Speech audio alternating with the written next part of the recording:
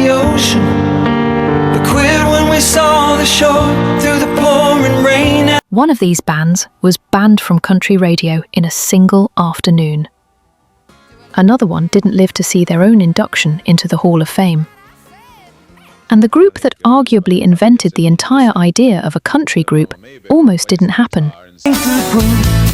It's not you, but it'll do 0 to 60 in 5. Because a record executive thought family harmony singing was a passing fad.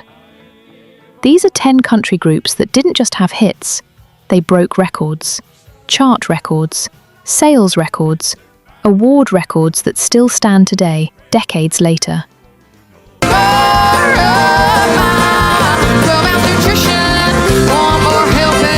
But here's what almost nobody tells you. For every record they broke, there's a story the industry would rather you forget. A betrayal, a tragedy, a risk that could have ended everything. So let's count them down, from the record breakers you know, to the one group that started it all and paid for it. Number 10. He knows my every care, and just a little talk with Jesus makes it right. Number 10. Little Big Town, Nashville, 2012. What if we sailed across? 4 friends, 2 married couples in fact, stand backstage at the CMA Awards, waiting to hear if they've won Vocal Group of the Year for the first time in years. Honey, just hold on when this world feels. They win, and then something strange happens. They keep winning. Karen Fairchild, Kimberly Schlapman, Philip Sweet, and Jimmy Westbrook take the stage 6 years in a row, from 2012 to 2017. Don't you wanna lay your head? Tying the longest winning streak in the category's history, a mark shared with legends who'd been doing this since before Little Big Town was even formed. What most fans don't realise is how long the road there actually was. The group had been together since 1998. All around the world, just to find you. Grinding through over a decade of near misses before Boondocks and Pontoon finally broke through. Their Grammy-winning Girl Crush, a song about jealousy so raw that some country radio stations initially hesitated to play it, Crazy. I'll always fight for. became one of the defining singles of the 2000s. The irony? A song almost too uncomfortable for radio ended up being the one that cemented their place in the record books. We could have it all. But if you think 6 straight wins is impressive, wait until you hear about the group that's been touring since before television even existed. Number 9.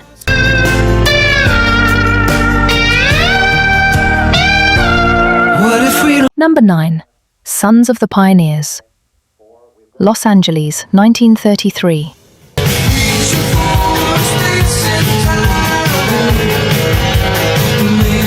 A truck driver and fruit picker named Leonard Sly teams up with 2 songwriters, Bob Nolan and Tim Spencer, on a local radio station nobody's really listening to yet.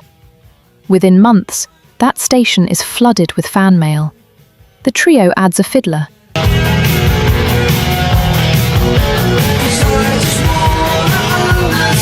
Then another singer. A radio announcer fumbles their introduction one night and accidentally renames them, and the Sons of the Pioneers are born. Here's the record almost nobody talks about. This group is still performing today. Not still remembered, still performing.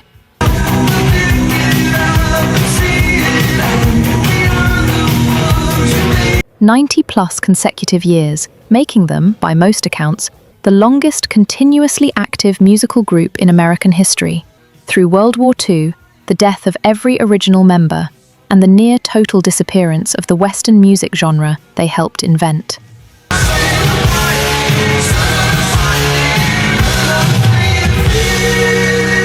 And that truck driver, Leonard Sly. He left the group to chase a solo film career. You'd know him better by his stage name, Roy Rogers. Songs like Tumbling Tumbleweeds and Cool Water became so woven into American culture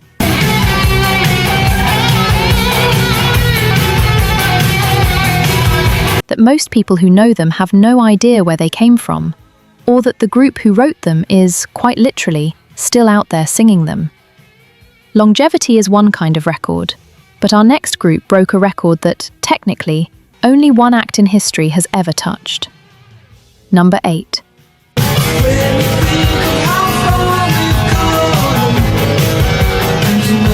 Number 8. Flat and Scruggs, 1962.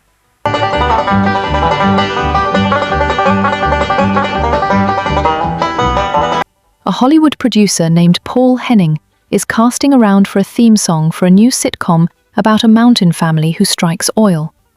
He wants something authentic, something that sounds like it came straight out of the hills.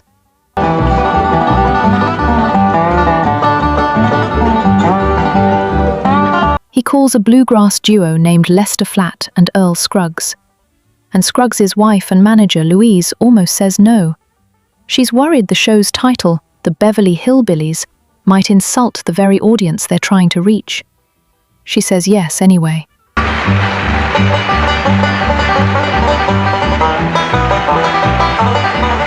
The Ballad of Jed Clampett goes to number 1 on the country chart in January 1963, and it remains, to this day, the only bluegrass recording to ever top the Billboard country charts. Not the most popular, the only one, period.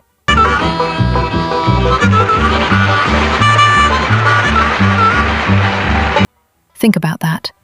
An entire genre, the banjo-driven, high lonesome sound that shaped everything from Dolly Parton to modern Americana, has exactly one number 1 hit to its name.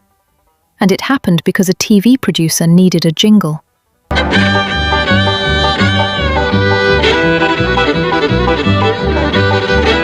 Flatt and Scruggs had already spent over a decade as pioneers of the genre before that moment. But it took a sitcom about hillbillies striking it rich to make bluegrass strike gold on the charts.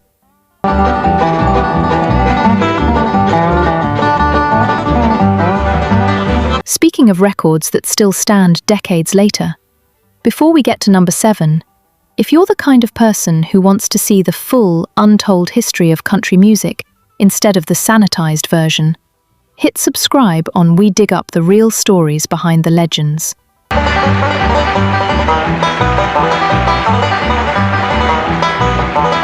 The ones that don't make it into the official bios, so this history doesn't disappear. Now, number 7.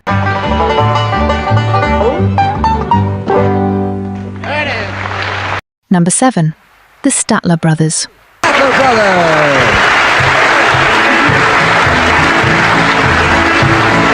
Here's a fun fact to open with. None of the Statler brothers were actually named Statler, and only 2 of them were even brothers. Don and Harold Reed, along with Phil Balsley and Lou DeWitt, borrowed their name from a box of Statler tissues in a hotel room because Kingsman, their original name,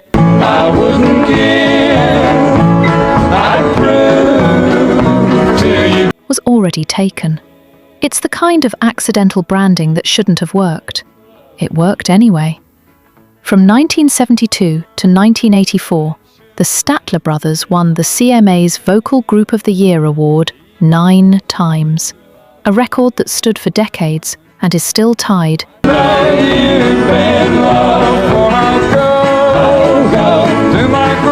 never beaten by any group in country music history. And they built that dominance on something almost nobody else was doing: comedy. Real, self-deprecating, small-town humor delivered between 4-part harmonies so tight they sounded like one voice split into 4.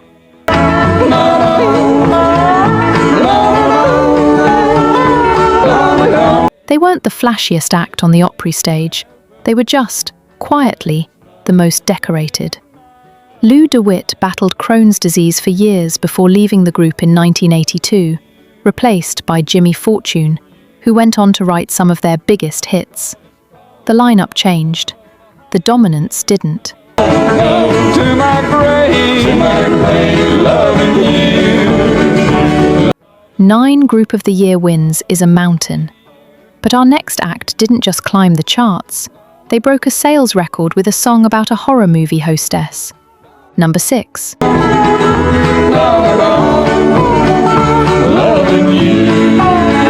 Number 6. The Oak Ridge Boys. 1966. And then a little light from heaven filled my soul. My soul. A songwriter named Dallas Frazier writes a quirky little tune and releases it himself. It barely dents the charts. For 15 years it sits there, forgotten, gathering dust in publishing catalogues. Then, in 1981, I may have doubts and fears. a gospel-rooted quartet called the Oak Ridge Boys, Dwayne Allen, Joe Bonsall, William Lee Golden, and Richard Sturban, decides to record it. Sturban, who'd once sung bass behind Elvis Presley himself, adds a deep, rumbling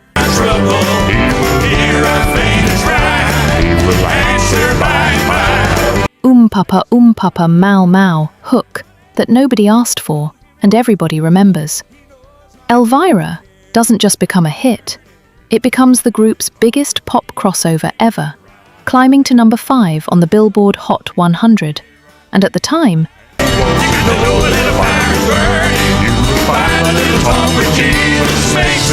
it broke the contemporary record for the biggest selling country single ever released. The twist most people miss: the Oak Ridge Boys spent 35 years as a Southern gospel act before any of this happened. A group built on hymns and harmony ended up defined forever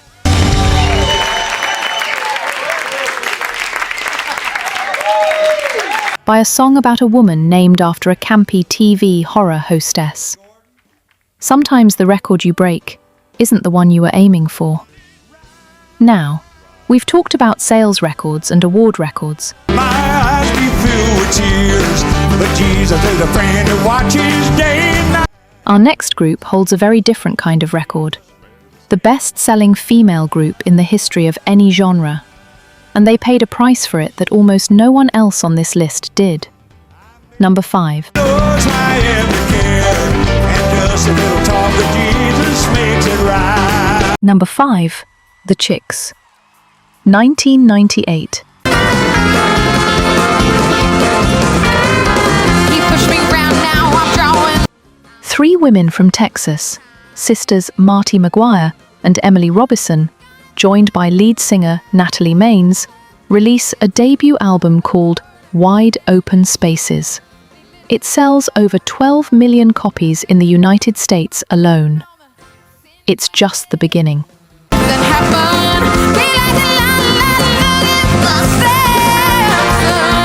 Between Wide Open Spaces and Fly, the group earns back-to-back diamond certifications, 10 million copies sold twice in a row, a feat no other female group in any genre, country or otherwise, has matched. I've been missing. I don't know where I'll be crashing. To this day, they remain the best-selling female group in American music history. Then, in 2003, on a stage in London, Natalie Maines makes a single comment about the president and the Iraq War. Within days, country radio stations across the country pull their music entirely.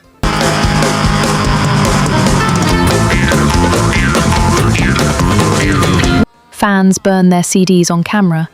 Death threats follow. Most artists would have folded. Instead, in 2006, they released Not Ready to Make Nice, and at the Grammys the following year, they won Album, Song, and Record of the Year, becoming the first all-female group in history to sweep all 3 of music's top honors in a single night. Baby, take me with my feet of dragon. I'll fly away. They didn't just survive being blacklisted, they turned it into the most decorated comeback in country music history, proving, permanently, that you can break a genre's rules and still break every one of its records. But being erased by an industry is one thing.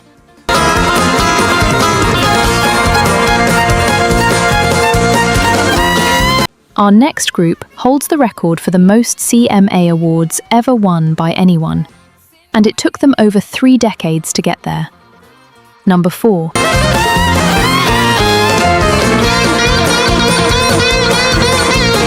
Number 4. Brooks and Dunn. Nashville, 1990.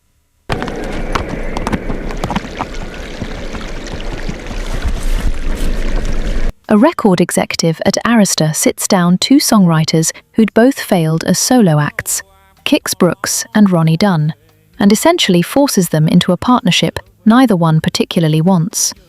Neither man believes it will last more than a few years. It lasts more than 3 decades.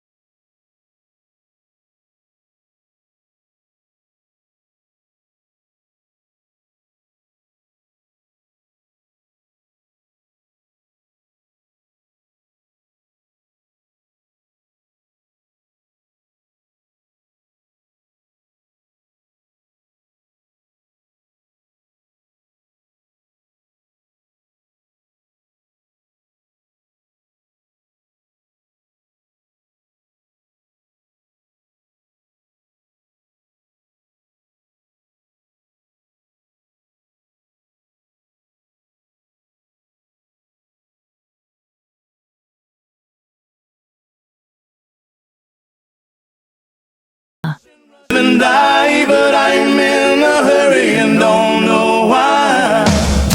Fort Payne, Alabama, late 1970s. 3 cousins, Randy Owen, Teddy Gentry, and Jeff Cook, are playing bars up and down the southeast under the name Wild Country, barely scraping by. Dance with the clock, I can't stop. I'm on a They changed their name to Alabama in 1977, and then, in 1980, something happens that had genuinely never happened before in Nashville. A self-contained country band, one that plays its own instruments, drums included, It says I'm running behind, I better pick up. walks into RCA Records and gets signed. What follows is the single most dominant run in the genre's history. Tennessee River kicks off a streak of 21 #1 singles between 1980 and 1987.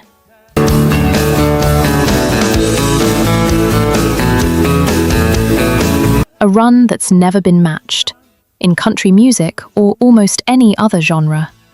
Over the decade, Alabama racks up more than 40 #1 hits total, sells over 70 million records, and wins more than 200 industry awards, making them, to this day,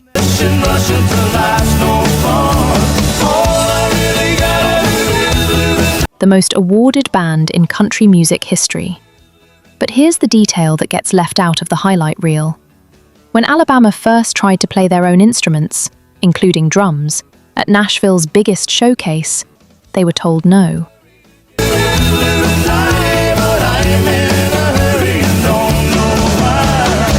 Bands with drums, the old guard insisted, weren't country. They were rock and roll. Alabama had to perform without their own drummer that night, just to get the deal. The band that would go on to redefine what a country group even was, almost got rejected for looking too much like one. They broke through anyway.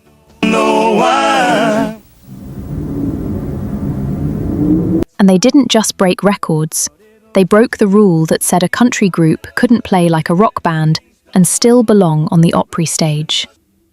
But even Alabama's 21 straight number ones can be traced back to a group that came decades before any of them. One that didn't just break a record. Oh, I don't know why. They created the entire concept of what a country group could be. Number one. Can't be late. I've even plenty time. Number one. The Carter Family. Bristol, Tennessee, August 1927. Particular number, and she recently has recorded it too, didn't you, Mom? Yes, I did. All the girls gonna. A traveling record producer named Ralph Peer sets up recording equipment in a makeshift studio above a hat store, hoping to capture some raw regional talent from the Appalachian Mountains.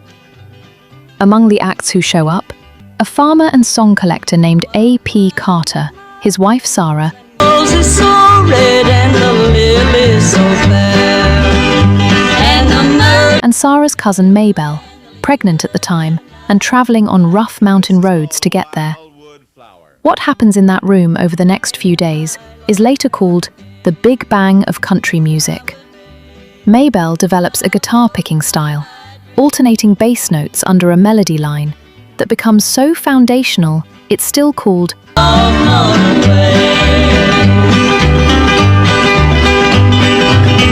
the Carter Scratch a century later. Sarah's voice, plain and unornamented, becomes the template for how country music is supposed to sound. The Carter family becomes the first vocal group in history to become country music stars.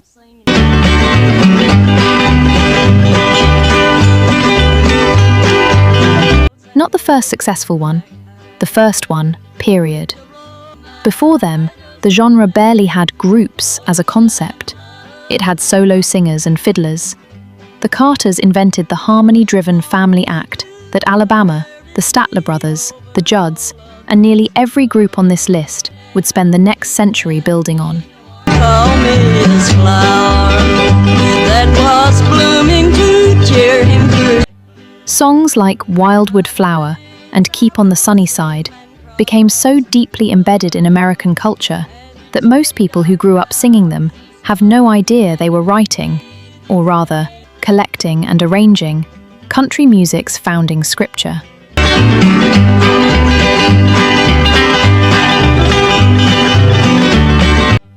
But A.P. and Sarah's marriage collapsed by the mid-1930s. They kept performing together out of necessity, not love, for years afterward. Divorced, but still harmonizing on stage because the show, and the bills, demanded it. The original group disbanded for good in 1943. And I think just about everybody gets in on this act, but Mama Maybelle plays the guitar and sings.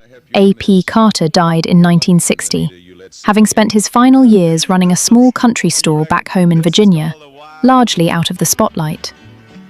10 years later, in 1970, the Carter family became the very first group ever inducted into the Country Music Hall of Fame.